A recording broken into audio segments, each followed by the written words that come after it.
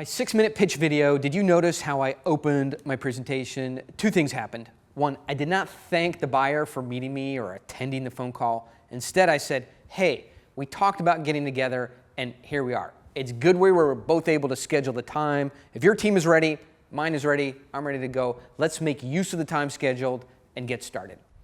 I do it this way because unlike most salespeople, I'm not going to lower my status by saying please and thank you. Those are all things that communicate to the buyer that he owns me, and I don't want to be owned.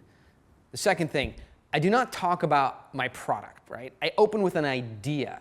Today, I'll tell you about the importance of a great idea and what it is and how it's used. This will be different from how you usually introduce a pitch or a presentation. In my experience, more than 99.99% of the time, salespeople and sales presentations begin the wrong way. They start with product features, functions, and benefits. And in doing so, it tells a customer that you're needy, you're desperate, and you're lazy. Lazy salespeople talk about features, and then they offer a discount, and then they try and close. We can't be doing that. Executives do something different. They don't rush in, blurt out that, whatever, our power meter saves money and time, or our insurance is 20% less expensive than the other guys. They slow the pace down at the beginning and demonstrate a deep knowledge about the world that the buyer has to live in. The buyer won't trust you until you provide a signal that you understand his business, really understand it. Let's look at what I did in my video. Instead of diving headfirst into the description of my product and why you should buy it, I instead opened with a perspective. A small but clear frame for him to look through, right? As I wrote in my book, it's just not possible for two people to see something from different perspectives and close a deal. I offer up a perspective that is true, it's fair, it's reasonable, honest, and favorable to my product and services, right? So we can both see things the same way. I offer this perspective and I do this to build trust. When you help a buyer see his problems in a new and better way, he begins to trust you as he should. If you remember, I opened the presentation like this. If your job requires any kind of industrial cleaning, then you really just care about one thing, the ability to mop a spill before a bunch of volatile liquids reach a wall, doorway, or other crevice. As it turns out, the ability to reach a spill before it enters some area that you can't easily get to is the difference between a $200 cleanup and a $200,000 cleanup.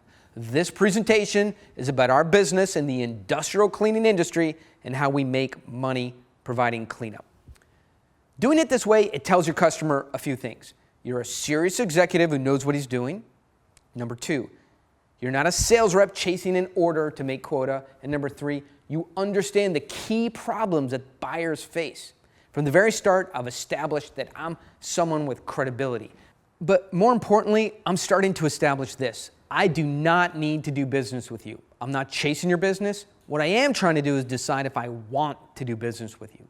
And if we decide to do business together, it will be on terms that are set by me and favorable to both of us. If you go into a sales pitch needing and wanting an order, your neediness will stand out. And you'll cause them to wonder if you even have a quality product, or again, if you're chasing a fast sale and a fast dollar.